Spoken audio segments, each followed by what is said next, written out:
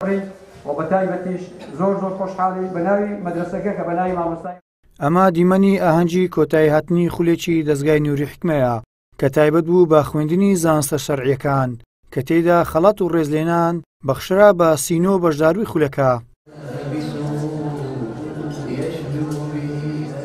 خولەکە نزیکەی 5 ساڵی خەیاند و لەژێر ناونیشانی مامۆستا محەممەدی سلمان پاک بوو کە تێیدا 23 ئافرەت و 16 پیاو لە ماوەی ئەم 5 ساڵەدا چەندین کتێبی مەنهەجی تایبەت بە زانستە شەرعیەکانیان لە سەردەستی مامۆستایانی بە ئەزموون و دەستپاک خوێند. دەرسەکان دەرسەی حودڕەی بوون بەڵام بە شێوەیەکی ئەکادیمی دەوتراوە تقریبا لە ماوەی 5 ساڵی کە ساڵی کۆڕۆنای لێ بینە دەرێت چونکە لەو کاتی بەڕاستی دەرسەکانمان ڕاگر بوو کەواتە 4 ساڵی فعلیان خوێندیە بۆ 4 ساڵی توانیتمان 14 کتێب لە علومی جیاواز بخوێنێ هەم علومی نەقلی هەم علومی عقلی گرنگیمان بە ئوسوڵ فقهدایە بە علومی قورئاندایە بە علومی حەدیثدایە بە فقهدایە هەروەها بە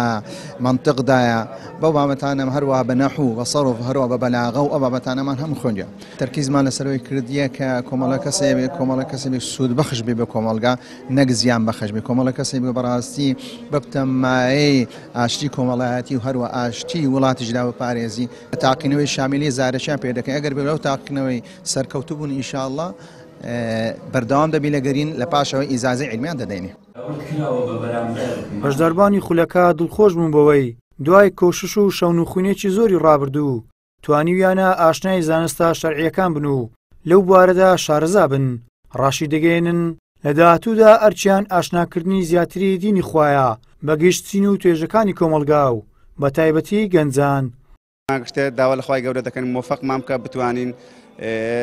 شایانی ئەوەی بین کە بتوانین خزمەتی کۆمەلگا بکەین. ئەلێرەدا داوا لەو گەنجە بەڕێزانە دەکەن کەوا کاتی خۆیان بە فیڕۆنەدەن باوەڕتان بێمان بەو 5 ساڵە نەمانزانی کو هات کو ڕۆیشت هەر هەمووشمان خاوەن کارین خاوەن منداڵین خاوەڵ خێزانین بەڵام ئەگەر کاتەکی کەم تەرخان بکەی بۆ خوددا خوای گەورە تەعویزت دەکاتەوە بەئیزنی خوای